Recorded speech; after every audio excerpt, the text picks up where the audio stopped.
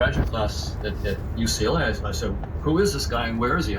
This is exactly what I want. I mean, no nonsense. His attitude about vision was, build one.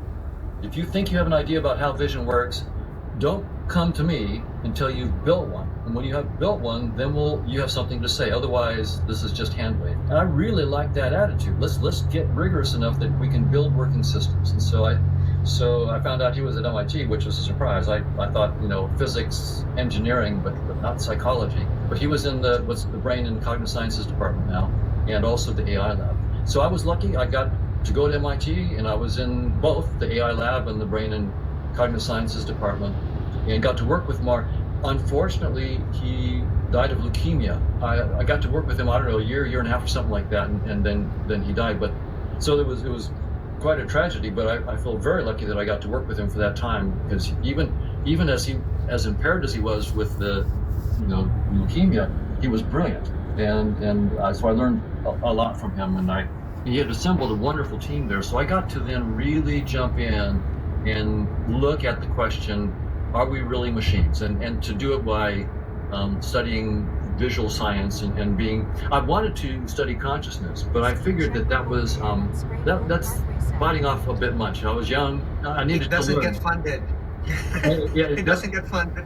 It doesn't get funded. Vision was fun, and I figured I could really learn a lot of technical things by focusing on vision. And so I did that, but almost as soon as I finished at MIT and I got a job at UC Irvine on the faculty and cognitive science department, the closer I got to tenure, the more I was interested in branching out and looking at consciousness itself. So after I started working on a theory of perception, but in a mathematical model of it, we published it. It's called observer mechanics. So with Bruce Bennett and Chetan Prakash, we published a theory of perception, but it really is a theory of consciousness, right? But back then, it wasn't really kosher to talk about mathematical models of consciousness, so we called it the theory of formal theory of perception.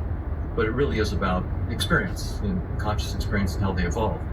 So we published that in '89, and I continued to work on vision because vision is in some sense the place where consciousness research has focused, because we have the most data in vision. It's easy to do experiments there. We know a lot about the physiology. So if we're going to try to figure out the relationship between brain activity and conscious experiences, vision is nice because it's in some sense easier than a lot of other areas. We have a lot more tools. So I worked on that for quite a while, but then I decided to use evolutionary theory and asked the question, are we machines and are we biological machines from a deeper point of view? Because I began to think from the math I was working on with Bruce Bennett and Chetan Prakash that maybe space and time and physical objects aren't fundamental, right? The math was hinting at that, but having the math at least be compatible with that is different than saying that we have a theory that suggests that, right? So I decided I would look at evolution by natural selection. This was in the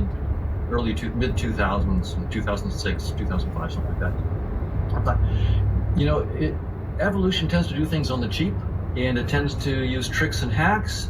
So, maybe I would find that there are, some cases where we don't see reality as it is. Doing things on the cheap sometimes isn't compatible with seeing the truth. So like mating with a beer bottle, right? Yeah, exactly. Like Two Beetle. That's right. That's right. And there's all sorts of examples like that of supernormal stimuli that can fool us and fool other creatures. Yes. So I began to look at that. And got a couple of wonderful graduate students, Justin Mark and Brian Marion, and Kyle Stevens and some others who didn't work directly on the mathematics. Darren Peshek worked on some experiments related to this. And what their simulations showed really stunned me. Yes, evolution does things on the cheap, and yes, that will tend sometimes to make you not see the truth. But it was deeper than that. This is where actually doing the work surprises you. So it came out much, much deeper.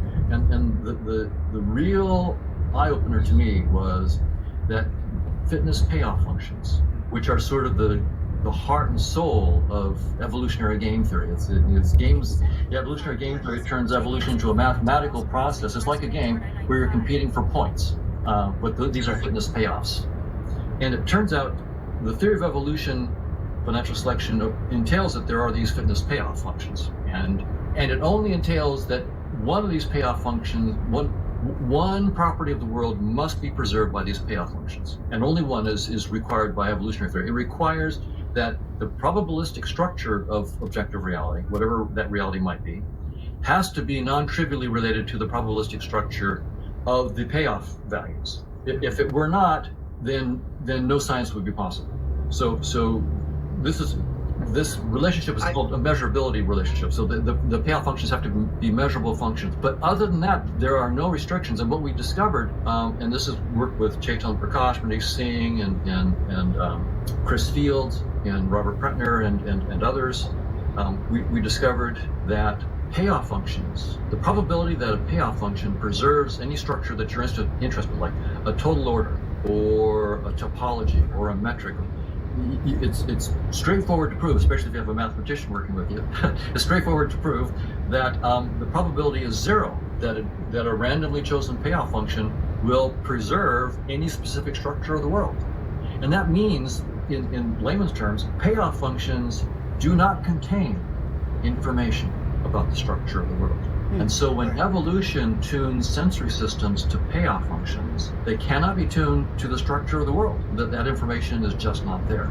And that blew me away, because it came out far deeper. And so that then, the whole physicalist framework now, space-time and itself, Yes. objects in space-time now comes into question by one of our deepest theories, evolution by natural selection. It's like stunning to me that the theory should come back, because it started off with ideas of, when we look at the structure of that theory, it tells us very, very clearly, everything that you're seeing, organisms, space and time, physical objects, that's not the truth. That's just an adaptive fiction. So that was stunning. Now, Don, my question